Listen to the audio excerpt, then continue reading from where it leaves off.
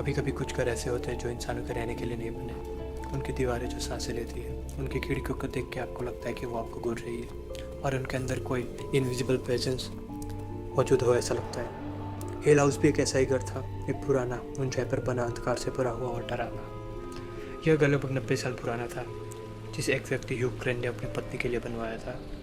लेकिन जैसे ही इस घर का काम पूरा हुआ, उसकी पत्नी की सीढ़ियों से गिरकर मौत हो गई। लोगों ने कहा यह एक दुर्घटना थी, लेकिन धीरे धीरे जो लोग इस घर में गए, उन सब ने महसूस किया कि यहाँ कुछ और है, कुछ जो दिखता नहीं लेकिन लेकिन हर वक्त महसूस होता है, जैसे कोई हमें देख रहा हो। यूक्रेन की 2 बेटियाँ थी। वो बड़ी हुई, लेकिन जब पिता की मौत हुई तो दोनों के बीच घर को लेकर विवाद हो गया। एक बेटी ने घर में ही रहने का डिसीजन लिया और जीवन के आखिरी साल वहीं बिताए।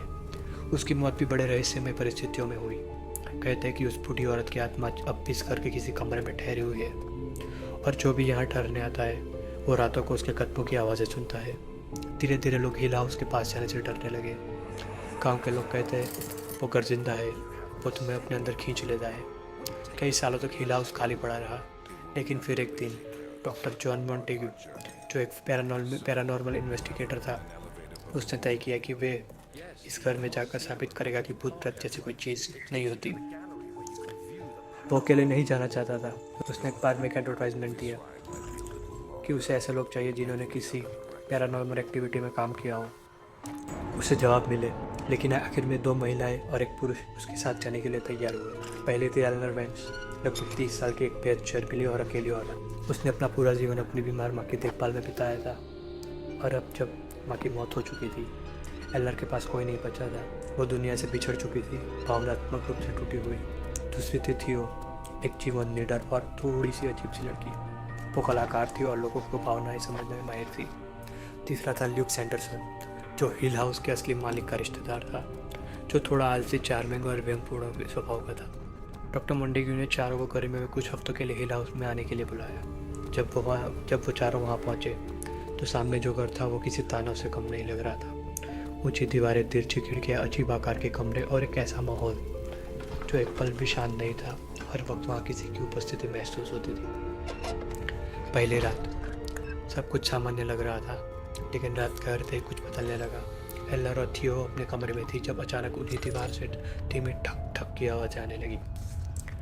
शुरू में उन्होंने सोचा शायद हवा या पुरानी खिड़की की चरमराहट है, लेकिन कुछ देर में आवाज़ें तेज़ हो गई, जैसे कोई बाहर खड़ा दरवाज़ा पीट रहा हो। एलेनोर ने डर कर थियो का हाथ पकड़ लिया और बोली, ये तुम हो ना थियो? थियो बोली, हाँ मैं हूँ। लेकिन अगले ही पल एलेनोर ने महसूस किया कि जिस हाथ को उसने पकड़ा था वो एकदम ठंडा पड़ चुका था, और थियो उस समय बिस्तर के दूसरी तरफ थी। मतलब एलेनोर ने किसी और का हाथ पकड़ा हुआ था। सुबह हुई तो सब कुछ शांत था, लेकिन दीवार पर किसी ने लिखा हुआ था, हेल्प एलेनोर, कम होम। सबके रोंगटे खड़े हो गए। डॉक्टर मोंटेग्यू ने कहा, यह किसी प्रैंक की तरह भी हो सकता है। लेकिन एलेनोर के चेहरे पर डर नहीं बल्कि अजीब सी जिज्ञासा थी। वो धीरे से बोली, शायद घर मुझे पहचानता है। जैसे जैसे दिन बीतते गए, घर का असर एलेनोर पर पड़ता गया। वो कहने लगी कि वो यहाँ सुरक्षित महसूस करती है। कभी कभी वो अकेले गलियारे में घूमती और खुद से बातें करती। थियो और लुक को लगने लगा कि एलेनोर का दिमाग खराब हो रहा है, लेकिन डॉक्टर मोंटेग्यू को लगने लगा था कि हिल हाउस की अदृश्य ऊर्जा एलेनोर पर पकड़ बना रही है। फिर एक रात अजीब घटनाएं शुरू हुई। कमरों के दरवाजे अपने आप बंद हो रहे थे, दीवारें कांप रही थी और पूरे घर पे एक अदृश्य शक्ति घूम रही थी। एलेनोर ने महसूस किया कि दीवार से फुसफुसाहटें आ रही है, कोई उसका नाम पुकार रहा है, एलेनोर एलेनोर। वो डरते हुए बोली, कौन है वहाँ?